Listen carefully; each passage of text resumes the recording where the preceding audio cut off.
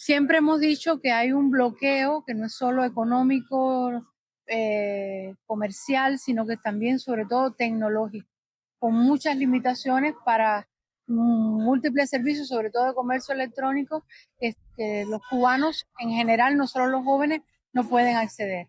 Y hoy estamos asistiendo a una guerra de, de información brutal, donde hay un sistema, un clúster de medios digitales, sobre todo fabricados desde la Florida, que su único contenido es Cuba, que utilizan elementos de falsa bandera. Por ejemplo, una serie, hay más de 100 sitios que llevan el nombre de Cuba en el dominio de Internet y sin embargo están producidos desde Miami o desde España, no tienen nada que ver con la información de Cuba y que permanentemente están dirigiendo información contaminada, tergiversada, que amplifican los peores problemas que pueda tener el país y que dominan de cierta manera hoy la conversación sobre Cuba en esos escenarios. Desde hace muchos años hay una campaña de desinformación alrededor de Cuba.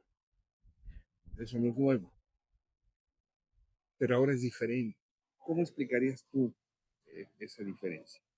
La diferencia tiene que ver con la nueva realidad sociotecnológica y la Internet y el hecho de que estamos a merced de una eh, muy sofisticada gestión de la comunicación con incluso tecnologías militares.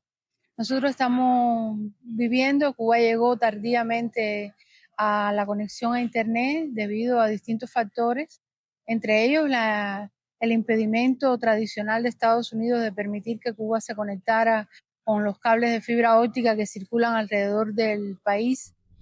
Y posteriormente y muy tempranamente el gobierno de los Estados Unidos entendió que Internet iba a ser una oportunidad para el cambio de régimen. Sobre todo, fíjate, la primera ley, la ley Torricelli, que permite la conexión de Cuba a Internet, que es del año 92 y después se aplica en el 94, ya la concepción que hay detrás es que eso iba a permitir una especie de glasnost tropical, eh, y diseñaron la posibilidad de la conexión de Cuba con un carril de una sola vía, es decir, de que Cuba le permitiera la entrada de la información y la conexión a Internet, pero impidiera cualquier servicio o aplicación que permitiera el desarrollo del país.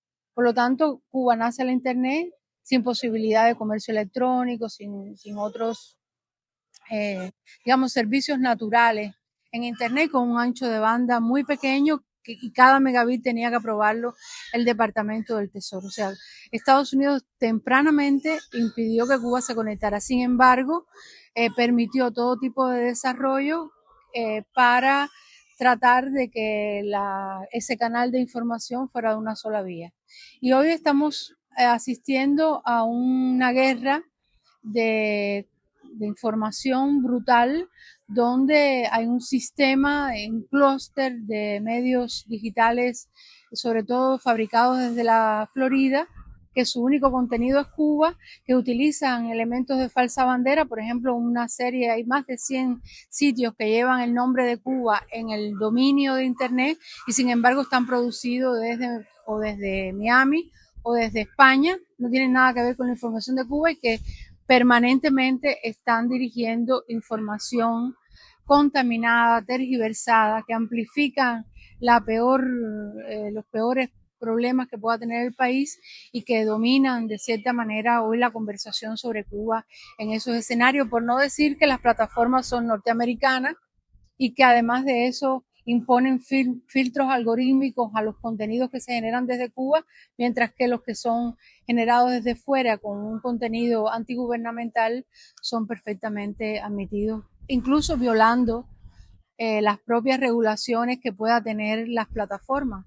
Por ejemplo, en el incidente que ocurrió recientemente del ataque contra las costas del Villa Clara, donde hubo un enfrentamiento entre las tropas guardafrontera y una lancha rápida que venía desde Miami. Todas las personas que venían ahí habían estado incluso con armas, con contenido, o sea, en sus redes sociales, sobre todo en Facebook e Instagram, generando información y violencia, estimulando la violencia de esas plataformas, y todavía esos contenidos se pueden ver en Internet.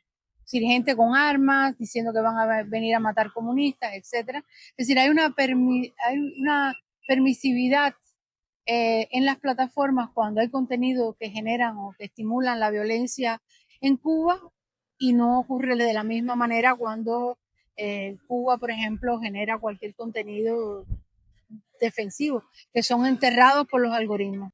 Los jóvenes, es muy importante las identidades juveniles, las redes sociales y el uso de los celulares.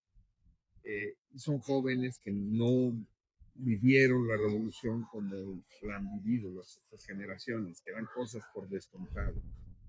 ¿Cómo se cruza esta guerra de redes con las identidades del Mira, es muy interesante la pregunta, porque no se puede mirar el caso de Cuba con el mismo prisma que se mira cualquier otro país en el mundo, incluso con el tema de la apropiación de los jóvenes de la cultura digital.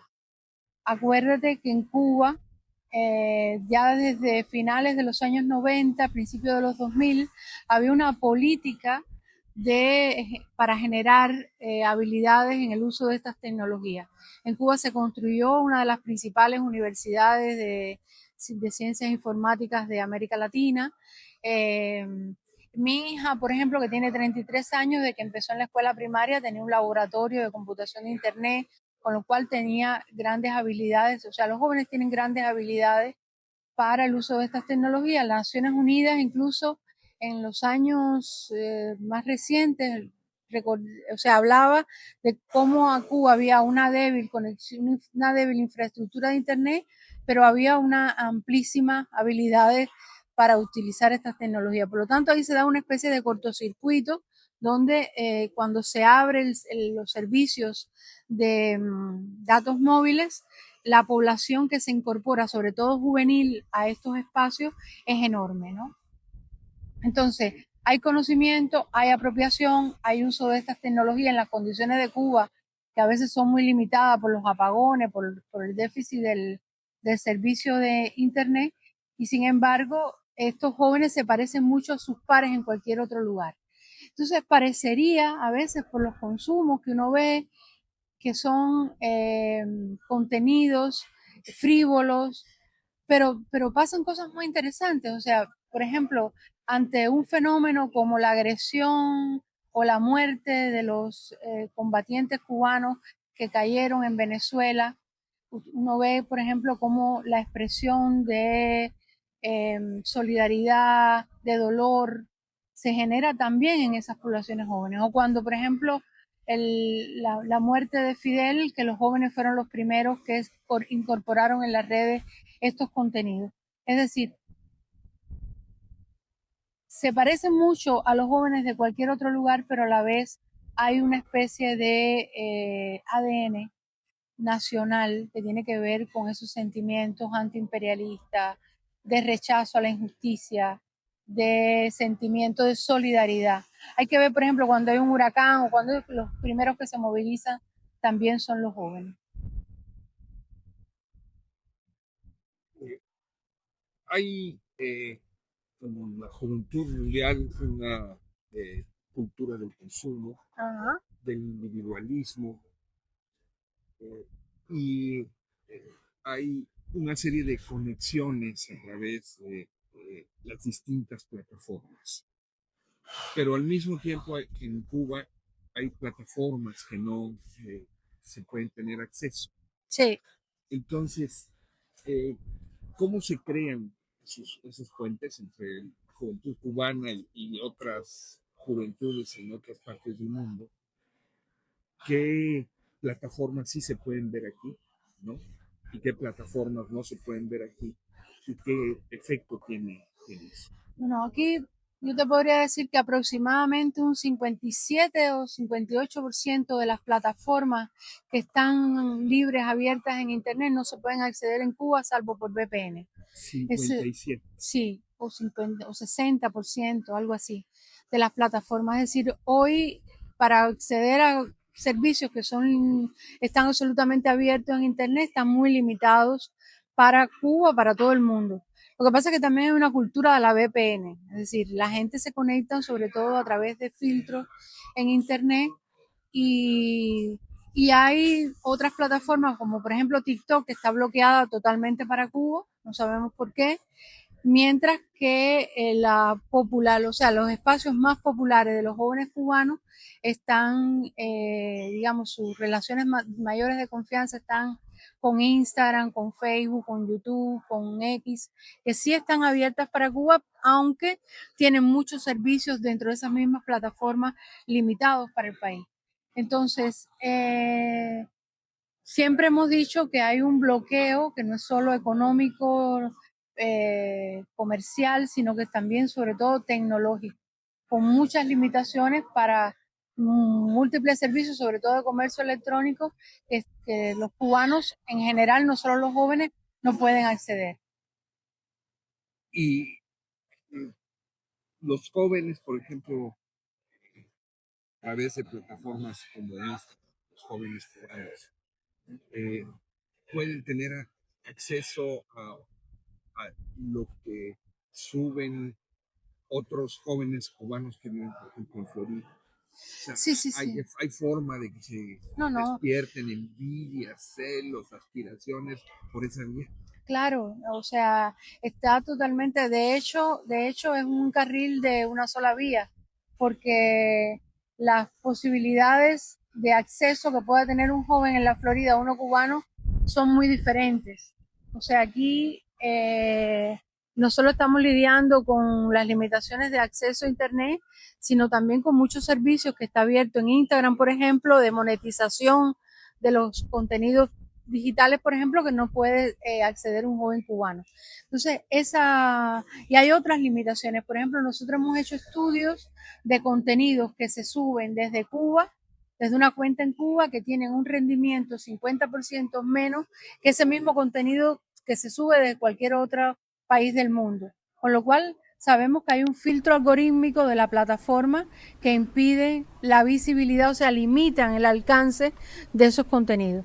Pero en general acceden a cualquier cosa y de hecho parte de la guerra que nos hacen es debido a esa simetría, porque la visibilidad, o sea, tú abres desde Cuba cualquier sitio en Facebook, en Instagram, etcétera, y vas a estar bombardeado permanentemente por todos esos contenidos tóxicos provenientes de la Florida con operadores comunicacionales, muchos de ellos que reciben financiamiento del propio gobierno de los Estados Unidos para los proyectos de cambio de régimen.